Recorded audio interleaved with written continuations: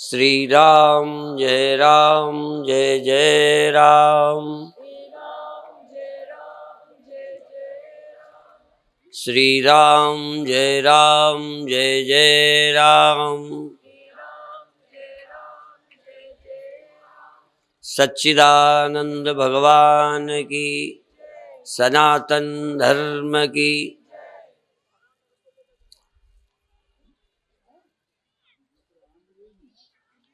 सत्य के कारण, सत्यता के कारण जो वस्तुएं सत्य नहीं हैं, सत्य अपनी सत्यता उनको देकर उन्हें भी सत्य कर देता है।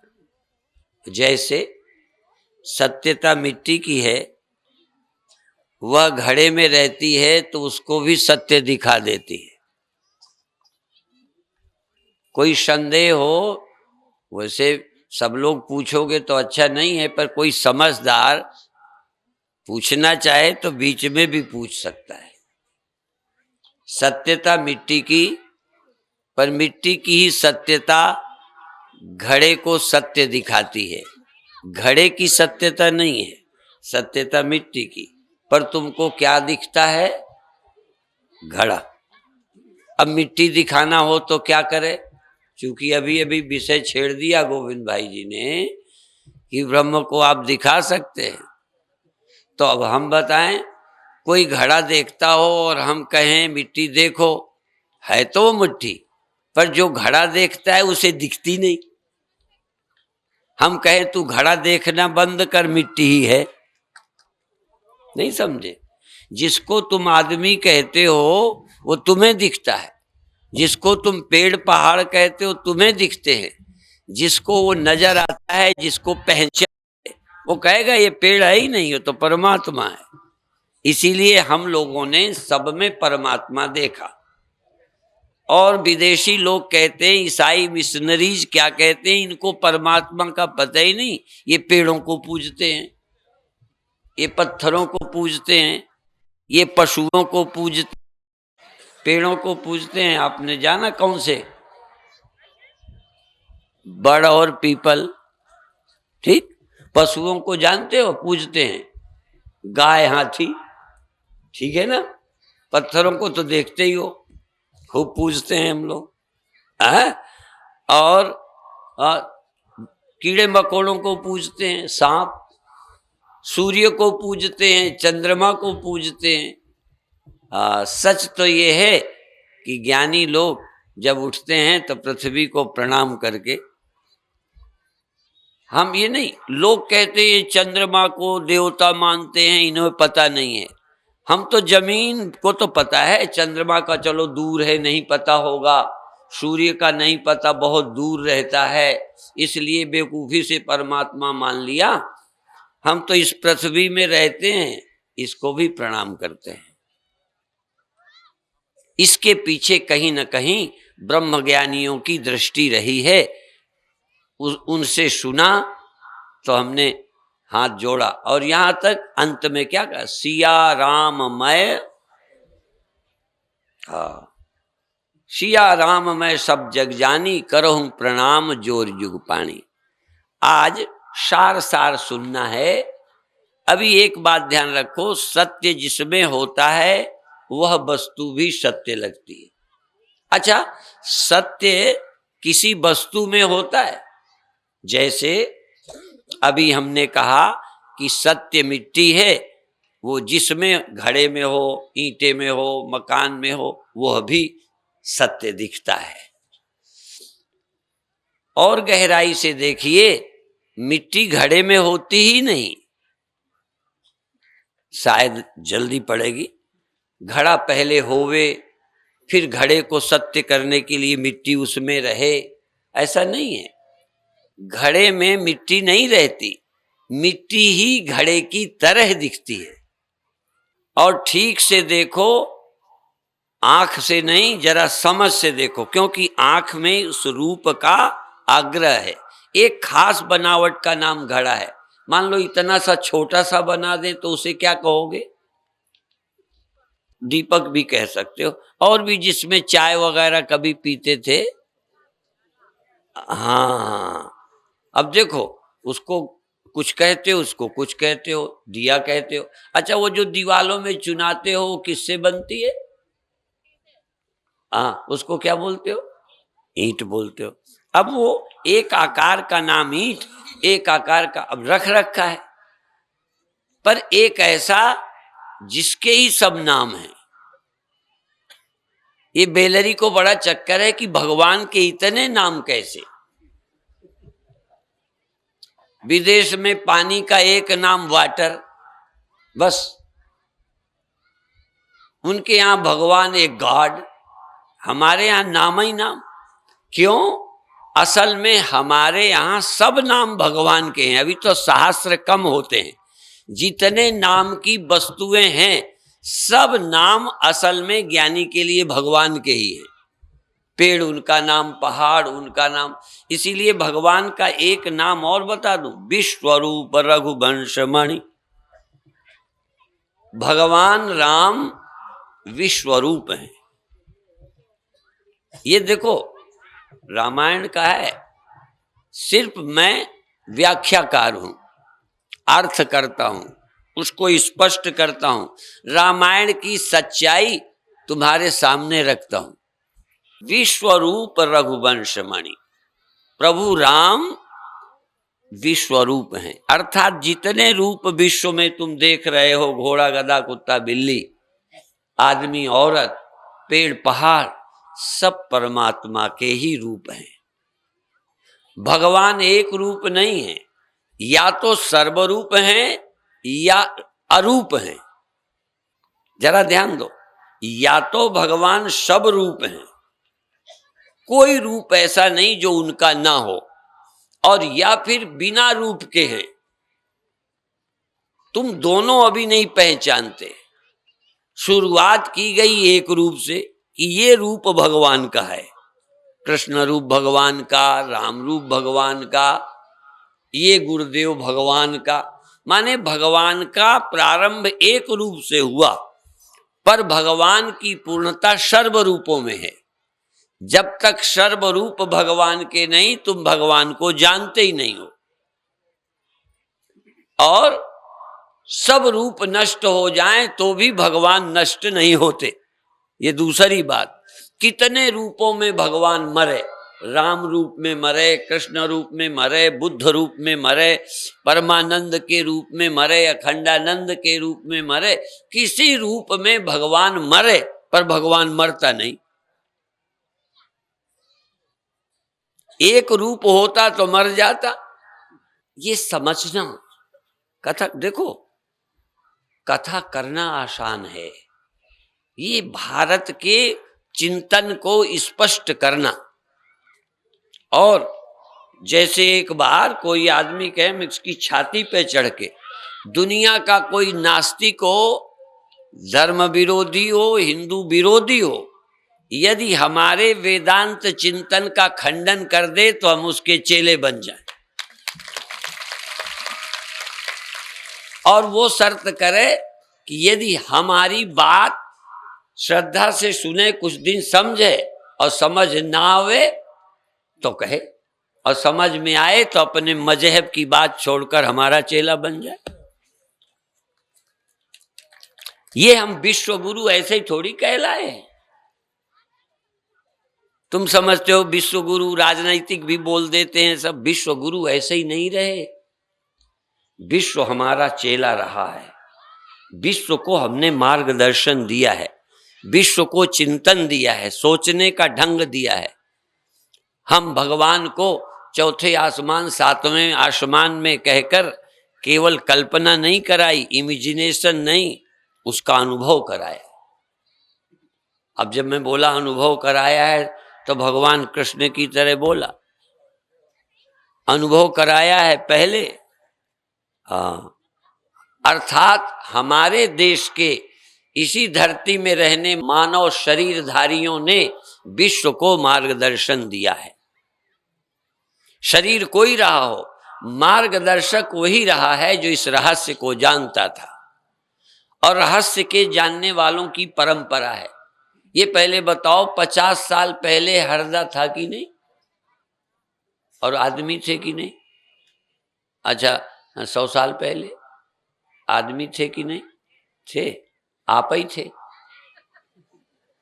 कोई और था? ठीक है, आदमी थे, हरदा था। ऐसे ही हमसे पहले, हमारे इस शरीर के पहले, उनके शरीर के पहले, उनके शरीर के पहले भी यहां गुरु थे और वो विश्व के गुरु थे। और आज भी विश्व के गुरु हैं। कोई जिद करे न मानने को तैयार हो तो बात अलग है। तो पहली बात आज याद रखो, सत्य के बिना कोई वस्तु सत्य नहीं दिख सकती। और जिस सत्य वस्तु से कोई वस्तु सत्य दिखती है वह सत्य पैदा नहीं हुआ, वो अजन्मा है। इस परिभाषा का कोई खंडन करना चाहे तो कर सकता है। सत्य वो है जो किसी के पैदा होने से पैदा नहीं हुआ, सब कुछ पैदा होने के पहले था, उससे ही सब कुछ पैदा हुआ है, उसी की सत्यता सब में है। दूसरी बात, वह चैतन्य है, उसकी ही चैतन्यता से आंख चैतन्य होती है। वह चैतन्य है, उसी की चैतन्यता से मन चैतन्य होता है। वह चैतन्य है, उसकी ही चैतन्यता से सब चेतन हैं। तुम, हम, ये वो, उसकी ही सत्यता सब में है और किसी की सत्यता नहीं है। सत्यता सब में, घोड़े में, गधे में, ऊंट में, बिल्ली में, सांप में, मुसलमान में, हिंदू में, भारतीय में, अभारती में, कीड़े में, मकोड़े में, जमीन और आसमान में, चांद और सूरज में, सत्यता सब में उसकी है। लगती तुम्हें यह सत्य है, वो सत्य है, सूर्य सत्य है, चंद्र सत्य है, आदमी सत्य, औरत सत्य, ये तुम्हें लगता है, हमें आपत्ति नहीं, लेकिन सत्यता उसकी है। एक बात, इस पर यदि कोई तर्क करे तो अभी हम हैं, ठीक। दूसरा, उसकी चैतन्य से, मैं चेतन हूं, ये चेतन है, तुम हो, इतने जीव हैं, इन सब में चैतन्यता उसकी है। कोई जीव चेतन स्वतंत्र नहीं, कोई चेतन स्वतंत्र आंख नहीं, कोई स्वतंत्र कान चेतन, कोई जीव, कोई अंतःकरण, कोई जीव, कुत्ता जीव, गधा जीव, मनुष्य जीव, साधु जीव, जो भी जहां जहां चैतन्यता है एक की है। चैतन्यता हजारों की है ही नहीं। जैसे सत्यता हजारों की नहीं, एक की है, ऐसे ही चैतन्यता, लोग कहते हैं अनेकों जीव, अनेकों जीव। कई हमसे बहस करने आते हैं, कई पीठ पीछे अपनी दुकान चलाते हैं, जीव अनेक हैं, जीव अनेक है, तुम अलग, मैं अलग। लगते हैं ऐसे ही, तुम्हें सत्य बहुत लगते हैं, तुम्हें जीव भी बहुत, बोलो, लगते। चेतन एक है और उस ब्रह्म ही है, अर्थात सब में चैतन्यता, जीवंतता परमात्मा की है और किसी की बपौती नहीं है। तुम्हारी इंडिविजुअल नहीं है, तुम्हारी अपनी नहीं है, कि सत्यता तुम्हारी अपनी नहीं है, चैतन्यता तुम्हारी अपनी नहीं है, और आनंद भी किसी एक का, मेरा तेरा नहीं है।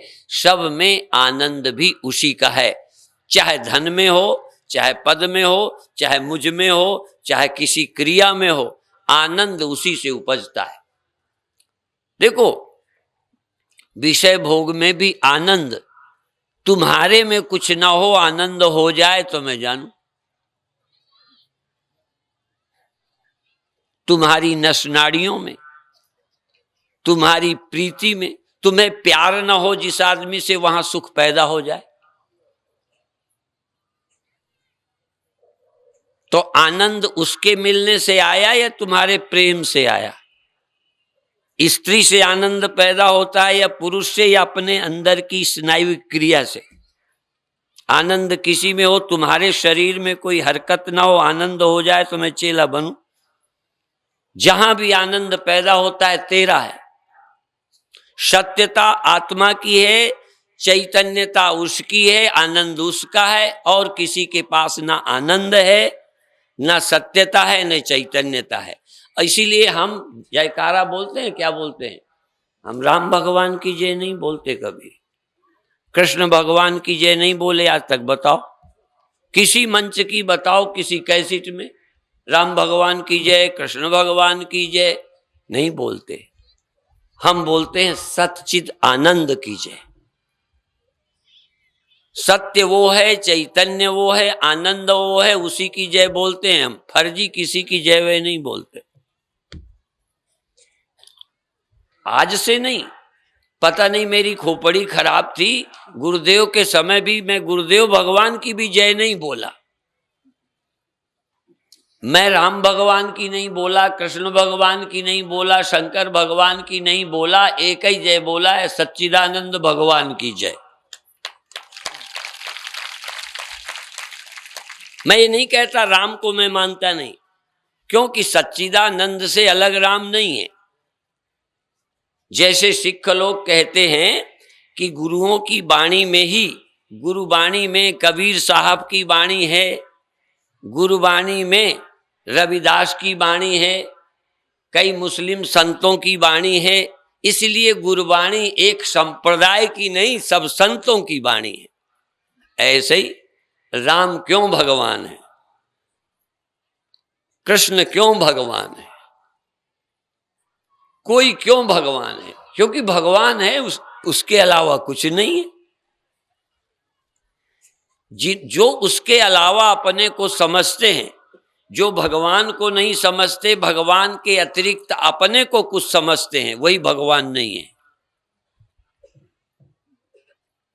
ध्यान रखो, जो उसको समझते हैं उसके अलावा, उससे अतिरिक्त है ही कुछ नहीं। इसलिए क्या कहेंगे वो, जो राम परमात्मा से अलग नहीं, फिर राम भगवान नहीं तो क्या है? यदि कोई भगवान से अलग नहीं है तो भगवान है। कल परसों भी कहा था, ईसदप्यंतरम कृत्वा रौरवम नरकम व्रजेत। जो परमात्मा से जरा भी अपने को अलग समझता है। अब देखो, अलग समझने वाले तुम सब हो, तुम भगवान से अपने को अलग समझते हो। भगवान भी है, मैं भी हूं, जैसे मिट्टी भी है और घड़ा भी है। दो अस्तित्व मान रहे हो, घड़े का भी अस्तित्व, मिट्टी का भी। तुम अपना भी अस्तित्व मानते हो, इसलिए कभी भगत कहते हो भगवान के, कभी कुछ कहते हो, कभी पापी कहते हो।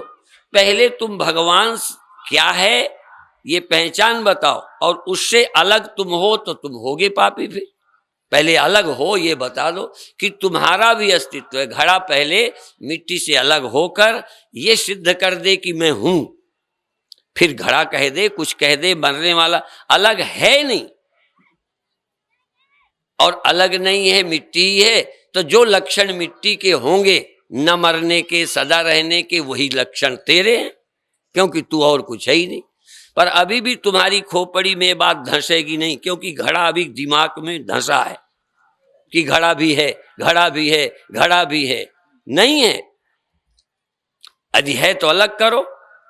ये देखो, ये कपड़ा है, ये घड़ी है, मैं छिपा भी दूं तब भी तुम्हें नहीं दिखती, लेकिन घड़ी घड़ी होगी कि कपड़ा होगी? वो बोलो, घड़ी है। और अलग करूं तो, साथ रख दूं तो, अच्छा पास पास रहे तो पत्नी पति हो जाती,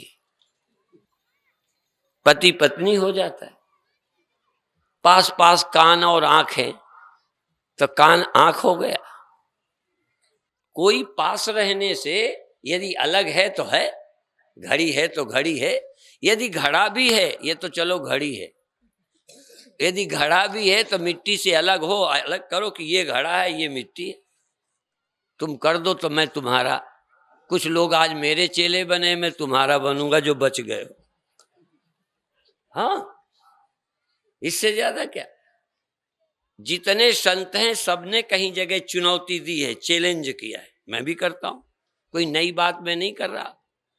गोस्वामी जी ने कहा, ज्ञान कहे अज्ञान बिन, तम बिन कहे प्रकाश, निर्गुण कहे सगुण बिन, सो गुरु तुलसीदास। उन्होंने कहा तुलसीदास ने कि वो मेरा गुरु है। कहीं गहरे में गोस्वामी जी किसी के चेला बनना नहीं चाह रहे, तभी चुनौती दी। कहते हैं कोई बिना अज्ञान के ज्ञान कहे अज्ञान बिन, अज्ञान के बिना कोई ज्ञान कह दे, तम बिन कहे प्रकाश। जिसने अंधकार कभी देखा ही ना हो, सुना ही ना हो, अनुभव ना किया हो, वो उजेले की बात कर दे। और जिसने सगुण साकार आकार ना हो, वो निर्गुण की कथा कर दे। कोई यहां तक जब निर्गुण की बात कृष्ण ने भी सुनाई होगी तब सीमित रह के सुनाई। कहा मैं सर्वत्र हूं, पर कहां से कहा? जब एक जगह थे, एक जगह बैठे हुए कहते हैं मैं यो माम पश्यति सर्वत्र, सर्वत्र रहने वाला एक जगह बिना हुए कथा करके दिखा दे।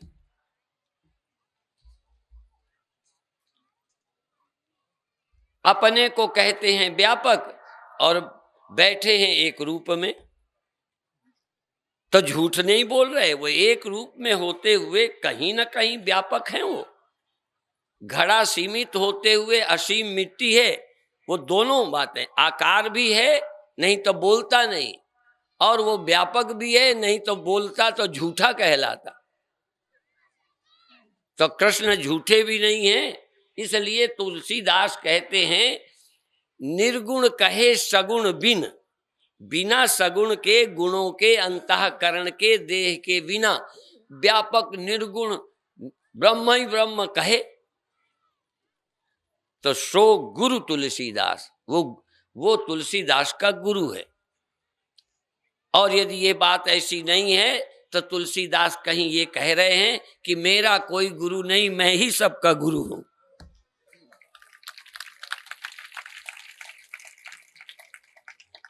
तो जो गुरु होता है उसको फिर कोई गुरु नजर नहीं आता, लगता है इससे ऊंची कोई बात ही नहीं है। कौन गुरु, इसको कौन काट सकता है? ये अकाट्य है, ये अतर्क है, इससे ऊंची बात सोची ही नहीं जा सकती। और ये जो भेद है सीमित और असीम का, सिर्फ ख्याल का है। सीमित और असीम दो नहीं है, असीम ही सीमित की तरह लगता है। ये जो सीमित लगता है केवल नासमझी है, नहीं एक ही तत्व है। इसलिए सीमित और असीमित, साकार निराकार, निर्गुण और सगुण का भ्रम टूट जाता है। और थोड़ा सा नहीं अभी समझ है, नहीं अभी आपको इसका लाभ होए, तो चलो दिमागी कसरत ही कर लेते हैं। थोड़ा नहीं करते प्रैक्टिस। कई बार आप शरीर को यूं करते हो, ना घास काटते हो, ना दाना बीनते हो, ना चक्की चलाते हो, फिर क्यों हरकत करते हो? कुछ उसके भी फायदे। अभी तुम्हें समझ ना आए, जरा दिमाग की कसरत ही कर लो। ये दिमाग की कसरत है, ये साधारण दिमागों का दिवाला निकाल देता है। इस तर्क के सामने सोच फीकी पड़ती है। सबसे ऊंची बात मेटाफिजिक्स, राम अतर्क। तर्क करोगे जो साकार है वो निराकार नहीं हो सकता, जो निराकार है साकार नहीं हो सकता। आधा अंडा खा लिया जाए आधा बच्चा देवे, ऐसे कहीं हो सकता है? एक अंडे के दो भाग, आधे की तो हमने सब्जी बना ली, आधा अंडा बच्चा देता रहेगा। ऐसे तर्क लोग करते हैं कि वही ब्रह्म सीमित हो गया, वही असीम होगा। कैसे होगा? ये तुम्हारे स्तर के तर्क है। हमारे स्तर के तर्क में तदेजति तन्नेजति, वो नहीं चलता वो चलता है, वो अजन्मा है वो जन्मता है, वो सब कुछ है वो कुछ नहीं है। जितनी विपरीत तर्क हैं सब परमात्मा में ही लागू होते हैं, और कहीं लग ही नहीं सकते। तुम मरने वाले हो तो अविनाशी नहीं, तुम अविनाशी हो तो मरने वाले नहीं। पर और समझोगे कि अविनाशी और मरने वाले दो हैं ही नहीं, एक ही है। वही मरता दिखता है, वही अमर है। पर इतना सोचने के लिए भी बुद्धि तुम्हारी एक तरफ सोचती है, यदि मरते हैं तो अविनाशी कैसे? भगवान कृष्ण कहते हैं अजोपि सन नव्यात्मा भूता नामीश्वरोपि सन प्रकृतिम स्वामधिष्ठाय संभवाम्यात्म माया। भगवान कृष्ण कह रहे हैं कि मैं अजन्मा होता हुआ जन्मा हूं। लो, अजन्मा होते जन्मे। अब ये है ना अंधेर, अब तुम्हारी बुद्धि में नहीं आएगी। पर कृष्ण कह रहे हैं मैं अजन्मा होता जन्मा हूं, अविनाशी होता हुआ भी मरता दिखता हूं, अव्यक्त होता व्यक्त, व्यक्त दिखते भी अव्यक्त हूं। भगवान कहते हैं सदसत चाहम अर्जुन, मैं सत असत दोनों ही हूं। ये गीता है, सदसत चाहम अर्जुन, मैं सत भी हूं मैं असत भी हूं, अर्थात मेरे सिवा और कुछ, तुम्हें सत है या असत है, दोनों भगवान ही है। अब ये जब तक बुद्धि ना खुले तुम भगवान को ढूंढते ऐसे ही मर जाओगे, मुझे मालूम है। तुम भगवान के बिना मरोगे, हम मरेंगे भी तो भगवान होगा, वहां बिना भगवान के हम मरेंगे भी नहीं। हम वो मछली हैं कि बिना पानी के न जीवित है न बिना पानी के मरेंगे, पैदा भी वही होंगे, रहेंगे वही, मरेंगे उसी सागर में, अलग रहते नहीं। तुम तो तुम्हारा पानी वहां रहता है, यहाँ जमीन है, तो कभी पानी से अलग होके तड़प तड़प के मरोगे, नहीं समझ? तुम बिना पानी के तड़प तड़प मरोगे, हम मरेंगे भी तो पानी में मरेंगे, अलग नहीं मर सकते। फर्क समझ लो। हम भगवान से बिलग हो नहीं सकते, तुम भगवान को मिल नहीं सकते। मिलोगे भी तो 2-4 मिनट को, फिर कहोगे फिर चले जाते हैं, दिखते हैं फिर चले जाते हैं। जैसे पत्नी पति मिले फिर दफ्तर चले गए, क्या करें, कब तक रहोगे? तुम्हारा मिलन भी भगवान का दृश्य और दृष्टा है। मैं देखता हूं, मुझे दिखे थे, कल दर्शन हुए थे, अब तब से नहीं हुए। 6 महीने पहले भगवान दिखे थे, अब रोज कोशिश करते हैं, नहीं दिखते। हमारे भगवान दिखते भी हैं, हमारे भगवान देखते भी हैं। जब नहीं दिखते तो देख रहे हैं, जब दिखते हैं तो दिख गए। हमारे भगवान अनकंडीशनल हैं, तुम्हारे भगवान कंडीशनल हैं। विदेश में जाते हैं तो कहते अनकंडीशनल लव। तुम्हारा प्रेम भी कंडीशनल है, औरत से है तो आदमी से नहीं है, अच्छे से है तो बुरे से नहीं है। तुम्हारा प्रेम भी कंडीशनल है। जो पैसा देता है साधु का, उससे प्यार है, कंजूस श्रोता से है ही नहीं। कहते रोज खोपड़ी चाटता है, देता तो है ही कुछ नहीं। कई जगह टीले की मिट्टी खोदकर गड्ढे में डाली जाती है, जमीन लेवल पर हो जाती है। तो कभी जहां टीला दिखा वहां की मिट्टी खोद ली, जहां गड्ढा दिखा तहां डाल दी। अभी आज हम हरिजन बस्ती, मलिन बस्ती में गए, छोटा सा मंदिर। मैंने कहा गरीबों का भगवान भी बेचारा छोटा सा है, मंदिर भी छोटा सा है, मरा मरा सा। तो हमने कहा इसका उद्धार करो, कोई विवाद तो नहीं, कहना अब नहीं है। तो हमने कहा 1000 दिया, शुरू किया। हमने कहा इसको अच्छा बनाओ। अब देखो, जहां चढ़ौती है, सेठ जी का नाम है, वहां मंदिर चमक रहे हैं। अब वहां बेचारे मंदिर भी मरे से हैं। तुम्हारे तो मंदिर भी सब नहीं है, कोई तुम्हारा है कोई उसका है, सब बांट दिया तुमने। तुम सब विभक्त के उपासक हो, हम अविभक्त के उपासक हैं। और मेरे गुरुदेव कहते थे, कहते जो कहते हैं ना भक्त, ये असल में भक्त नहीं, ये तो विभक्त हैं। कहते हैं भक्त पर हैं विभक्त। और हमको लोग भक्त नहीं कहते, पर हम अविभक्त हैं, किसी से बटे नहीं है। परमात्मा अविभक्त है, अविभाजित है। और आप हिंदी जानते हो, सब पढ़े लिखे हो, जो बांटते बांटते नहीं बटता उसको शेष बोलते हैं। शेष, जो भाग करते करते बच जाए, बांटने पे न बटे, वो शेष है। तो हमारे परमात्मा किसी के बांटने से नहीं बटते, इसलिए हमारे भगवान शेष के रूप भी हैं। और भी बताऊं, हमारे एक भगवान का नाम पढ़े हो ना, एक शब्द हिंदी में होता है अव्यय। अव्यय किसे बोलते हैं? जिसके रूप नहीं चलते। राम के रूप चलते हैं, रामा रामऊ रामा, समझे? सबके रूप चलते हैं। ओम का रूप चलाओ। एक बार आर्य समाज ने कहा परमात्मा का नाम ओम है, तो सनातनियों ने कहा नाम के रूप बनते हैं, यदि ओम भी नाम है भगवान का तो रूप चला के दिखाओ।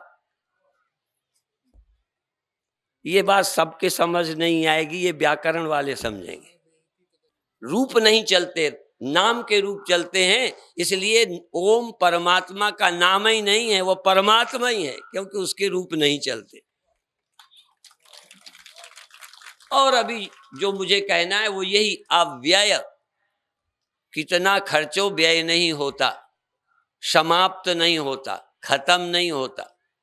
और सत्य को कैसे खत्म करोगे? जो है, देखो घड़ा है खो गया, ठीक है, खत्म हो गया, लेकिन मिट्टी को यहां से यहां धर दो, वहां से वहां धर दो, वहां से वहां धर दो, करोगे क्या? खत्म कहां करोगे? मान लो हरदा की मिट्टी हम दिल्ली ले जाएं तो मिट्टी क्या हो जाएगी? खत्म हो गई ना। साइंस भी मानती है कि जो है उसका नाश नहीं होता, नाश उसी का होता है जो है नहीं। तो जो है ही नहीं तो उसका नाश क्या कहते हैं? वो भी बेवकूफी है। सीधा कहो नाश कुछ होता ही नहीं। जो नहीं है वही दिखता और नहीं दिखता। तो जो बेवकूफ नहीं को है देख रहे हैं वही नाशवान देखते हैं। जो नहीं को नहीं देख लेते हैं, है को है देखते हैं, उनके लिए नाशवान कुछ है ही नहीं। नासतो विद्यते भावो ना भावो विद्यते सतः उभयोरपि दृष्टोंतः। तो ने वो तत्वदर्शी भी, तत्वदर्शियों ने देखा है सत्य और असत्य, नाशवान अविनाशी, और ठीक से देखा है और अंत में समझ कर कहा नाशवान कुछ नहीं, नाशवान सिर्फ अज्ञानी की खोपड़ी की देन है। नाशवान कोई काल्पनिक चीज मान ली कि ये है, घड़े को पहले है कहा फिर कहा नहीं रहता। जिसकी समझ में नाशवान है उसी की समझ में नाश होता है। जिसकी समझ में नाशवान वस्तु ही नहीं है, नाश क्या होगा? लेकिन ये मेरी वकालत है, अभी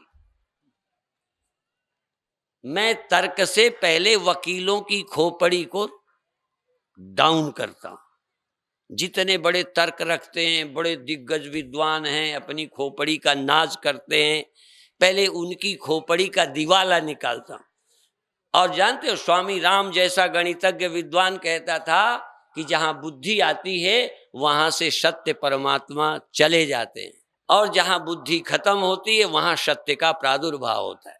इसलिए पहले दिमागी कसरत, इसलिए नहीं कि तुमको तार्किक बनाना है, इसलिए कि ये चूहे की, गणेश जानते हो, गणेश चूहे के ऊपर बैठते और चूहा जानते हो, वो कागज दफ्तर बही खाते, कपड़ा कुतरता ही रहता है, अच्छी से अच्छी चीज को खराब कर देता है।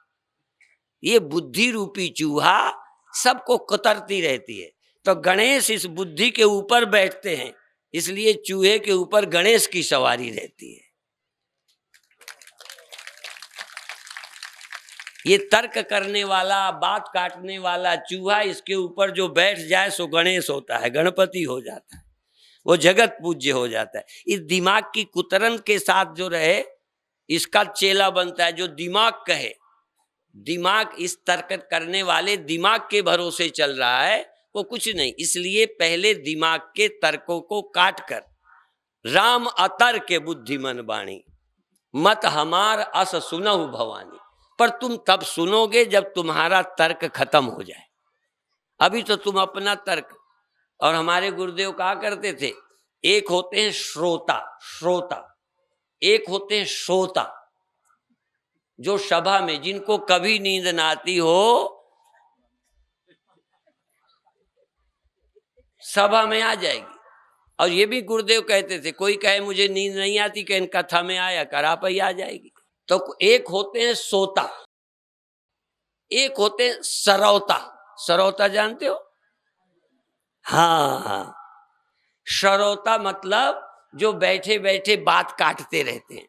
ठीक है तो कहते तो हैं स्वामी जी पर, बातें तो हैं, वेद में लिखा तो है पर, बातें तो बड़ी ऊंची हैं पर, ये श्रोता है। और मैं कहता हूं कि जिसके पर लग जाए वो टिकता नहीं, उड़ जाता है। यदि प्रवचन में भी तुमने पर लगाया, समझो प्रवचन उड़ गया, अब वो टिकने वाला नहीं है। इसलिए न श्रोता चाहिए न श्रोता चाहिए, यहां श्रोता सुने और अंदर चली जाए, स्वाति की तरह। स्वाति नक्षत्र का पानी सीपी में पड़ता है तो मोती बन जाता है। गुरुओं के वचन जिसके अंदर चले जाते हैं वह मनुष्य से परमात्मा अनुभव करने लगता है, वह विकारी से निर्विकार अनुभव करने लगता है। पहले विकारी को निर्विकार दिखाना है, मरने वाले को अविनाशी दिखाना है, जड़ को मान चैतन्य अनुभव कराना है। और जब पूरा अनुभव हो जाएगा तो तर्क खत्म हो जाएंगे, वही जड़ है, वही चेतन है, वही सत है, वही असत है, वही विकारी, वही निर्विकार है, वही कामी क्रोधी लोभी स्त्री वही है और वही सबसे रहित है, सर्वरहित शबूर पूर्वाशी। तुम भारत के ग्रंथों को पढ़ो, उसमें रामायण है, गीता है और संतों की वाणी है। एक समय ये हमारे पल्ले नहीं पड़ता था और जब एक बार ये पल्ले पड़ गया, अब भारतीय ऋषियों के चिंतन के अलावा कोई चिंतन हमारी कसौटी में खरा उतरता ही नहीं है। और हमारी कथा भी या तो अच्छी नहीं लगेगी, ये भी मुझे पता है, और यदि अच्छी लग गई तो सारी कथाएं बेकार हो गई समझो। और कथाएं ही नहीं, तुम्हारी खोपड़ी की व्यथाएं भी चली जाएंगी। ये सुनना है, समझना है। और अब हम सोचते हैं ये हृदय थोड़ा अपभ्रंश है, तुम हृदय हो, हृदय हृदय, ये भारत का, ये देश का हृदय है और हृदय में भगवान रहते हैं। शुरुआत अंगुष्ठ मात्रम। लोग ये भी पूछते हैं कि एक तरफ अंगूठे के समान भगवान अंगुष्ठ मात्र है, एक तरफ व्यापक है, ये दो दो बात है। मैंने कहा जहां रहता है ना, जहां मालूम पड़ता है सबसे पहले ये उस हृदय में फुरता है। आग सद्बत्त है, दिए में मालूम पड़ती है, आग बिजली है पर बल्ब में मालूम पड़ती है। अब इसका मतलब बिजली बाकी तार में है ही नहीं। ऐसे ही मैं करके तुम्हारे इस देह अंतःकरण में फुरता है, इसलिए अंगुष्ठ मात्र कहा है, बाकी सब जगह नहीं है, ये अर्थ नहीं है। अब अर्थ करने वाले तो यहाँ ऐसे भी हैं कि भगवान व्यापक नहीं है। ये व्यापक जो है ये वेद में और मनुष्यात्माओं ने झूठी बातों का प्रचार किया है। हाँ, ऐसे बोलने वाले हैं। अब मुझे बहुत बार लोग बुलाते हैं पर मैं जाता ही नहीं, क्योंकि मैं जाऊं तो उनके मन का ना बोलूं तो अच्छा नहीं। कोई गुरुद्वारे में जाए और कहे हम सिर ढक के नहीं जाएंगे। अब गुरुद्वारे की अपनी मर्यादा है, तो गुरुद्वारे में जाएं तो सिर ढक के जाएं और नहीं तो ना जाएं, ठीक है ना। हाँ, ऐसे ही किसी के यहाँ जाओ तो उसकी चमचागिरी करके आओ। अब मान लो मैं अपने जन्मदिन में बुलाऊं, मैं अपने उत्सव में बुलाऊं, तो कौन माई का लाल है जो मेरा विरोध करके मेरे मंच से जाएगा? वो चाहे मुझे भीतर से जलता हो, यही कह कर जाएगा ऐसे तो महात्मा ही नहीं मिले, आज तक हमने देखा ही नहीं इतने ऊंचे। यदि प्रशंसा करानी हो तो मंच पे बुलाना अपने, देखो सब प्रशंसा करके जाएंगे और टेप ले लेना और सब जगह सुनाना कि देखो लोग मुझे इतना मानते हैं।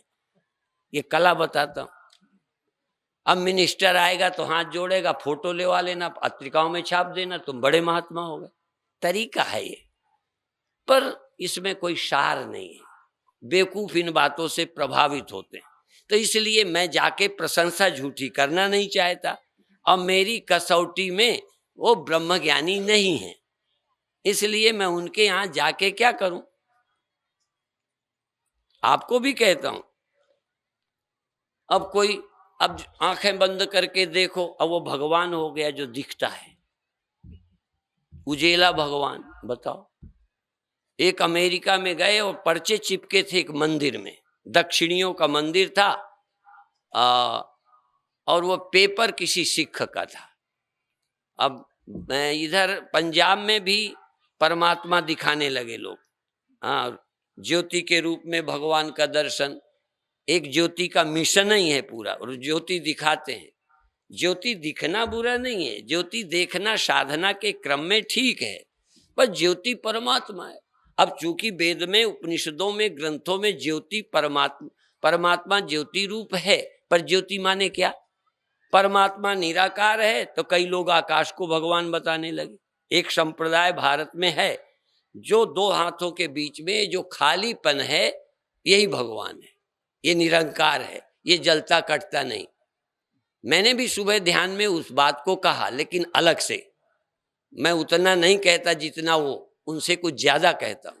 तो ये निराकार है, दो आकारों के बीच, दो व्यक्तियों के बीच, दो पेड़ों के बीच, दो तारों के बीच जो खालीपन है ये निरंकार है, इसी का ध्यान करो, यही परमात्मा है। वो लोग कहते हैं, समझ गए? रोशनी परमात्मा है, और ये लाइट है, और जो अंदर आंख बंद करके दिया डिवाइन लाइट है। हाँ, पर है तो दिखती, ये ठीक है कि उससे ये डिवाइन है उस लाइट की तुलना में। ऐसे डिवाइन साउंड है, ये बाहर ध्वनियां सुनते हो, ऐसे भीतर ध्वनियां सुनो, डिवाइन है। पर ध्वनि परमात्मा नहीं है, रोशनी परमात्मा नहीं है, और रोशनी रोशनी नहीं है। रोशनी वो है जिससे रोशनी मालूम पड़ती है। रोशनी तुम जो मालूम पड़ती है, रोशनी वो है नहीं। रोशनी रोशनी कैसे लगेगी? रोशनी को कभी अपने रोशनी होने का पता ही नहीं। रोशनी वो है जिससे रोशनी मालूम हुई, इंद्रियां मालूम हुई, मन मालूम हुई।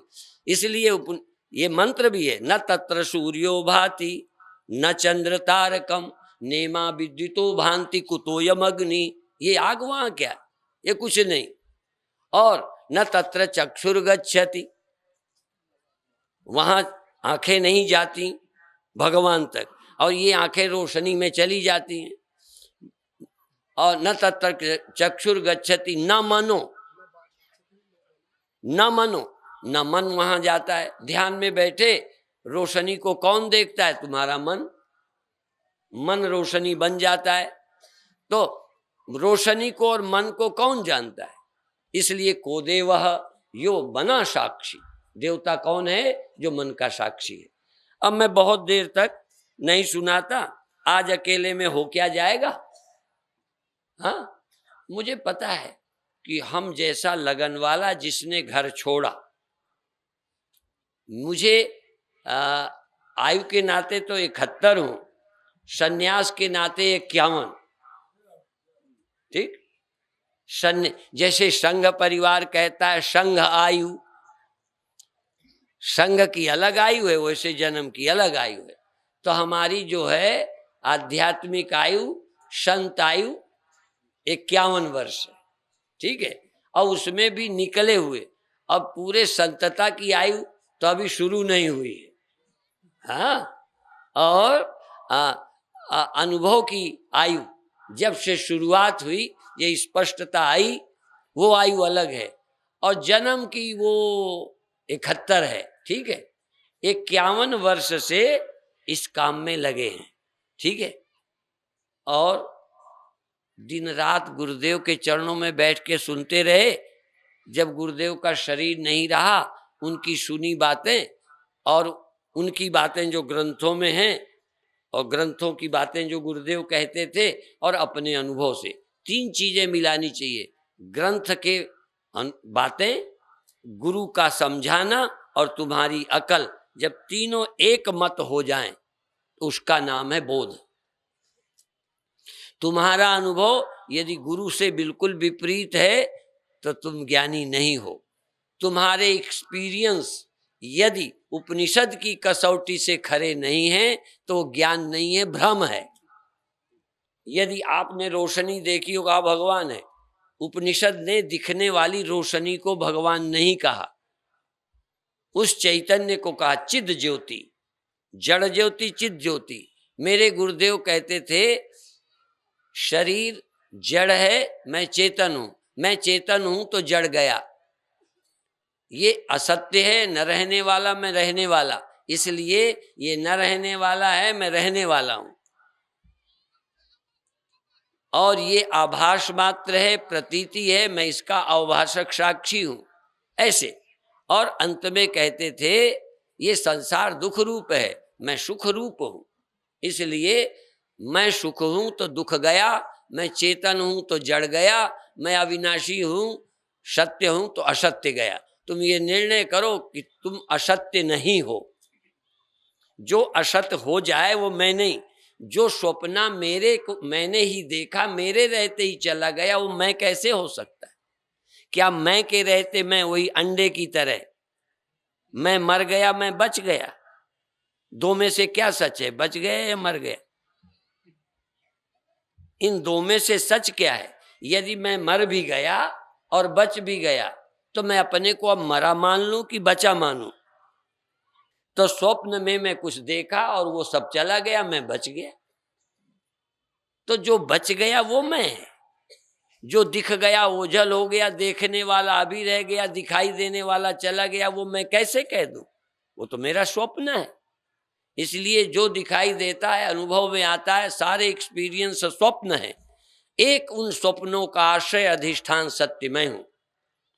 इतना ही कहकर मैं आज समाप्त करता हूं।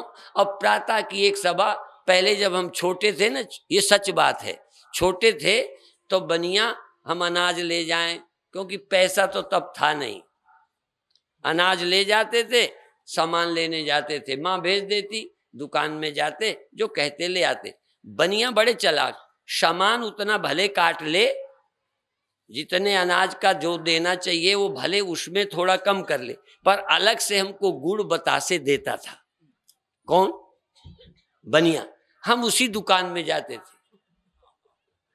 जो प्रसाद न दे बाद में, चाहे सौदा ज्यादा दे, वो तो घर चला जाएगा।